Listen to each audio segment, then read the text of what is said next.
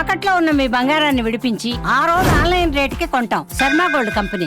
Online betting ఎన్నో కుటుంబాల్లో విషాదాన్ని నింపుతోంది. సులభంగా డబ్బులు సంపాదించొచ్చనే ఆశతో యువత బెట్టింగ్లకు అలవాటు పడి సర్వం పోగొట్టుకుంటున్నారు. బెట్టింగ్ కు బానిసలుగా మారి అప్పుల పాలవుతున్నారు. తాము ఇబ్బందులు పట్టమే కాకుండా కుటుంబం మొత్తాన్ని అప్పుల ఊబిలోకి నెడుతున్నారు. చివరికి వాటిని ఎలా తీర్చాలో అర్థం కాక ప్రాణాలు తీసుకుంటున్నారు. తాజాగా కామారెడ్డి జిల్లాలో ఓ యువకుడు బెట్టింగ్లో భారీగా నష్టపోయి తనువు చాలించాడు.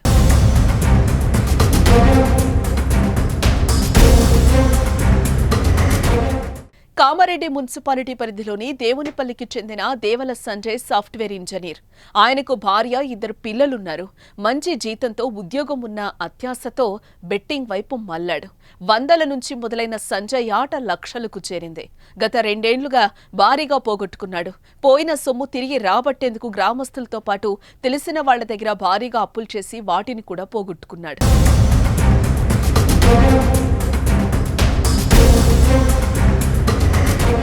సంజయ్ అప్పులు ఇంటిలో తెలియటంతో అత్తింటి వారు కొంత సాయం చేశారు. అయినా సంజయ్లో మార్పు రాలేదు. మళ్లీ అప్పులు చేసి బెట్టింగ్ ఆడటం ప్రారంభించాడు. ఇలా సంజయ్ 1,30,00,000 వరకు అప్పులు చేశాడు. దీంతో 6 నెలల కిందట పిల్లలను తీసుకుని ఆమె పుట్టింటికెళ్లిపోయింది. ఈ పరిణామాలతో సంజయ్ తీవ్ర మనస్తాపానికి గురయ్యాడు. ఒకవైపు అప్పుల వాళ్ల ఒత్తిడి, మరోవైపు పుట్టింట్లో భార్య, ఇవన్నీ సంజయ్ను కుంగదీశాయి. ఈ క్రమంలో ఈ నెల 16న భార్యకు ఫోన్ చేసి మళ్లీ అప్పుల గురించి చెప్తూ బాధపడ్డాడు. తర్వాత ఆదివారం అర్ధరాత్రి ఉరివేసుకుని చనిపోయాడు.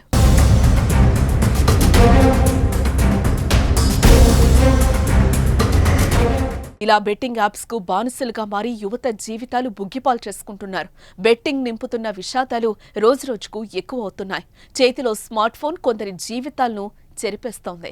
ఆన్లైన్ బెట్టింగ్స్ యాప్స్ కు బానిసలుగా మారుతున్న యువతరం వారి బంగారు భవిష్యత్తును నాశనం చేసుకుంటున్నారు. బెట్టింగ్స్ కోసం చేసిన అప్పుల ఊబిలో కూరుకుపోయి బయటకు రాలేక చావును పలకరిస్తున్నారు.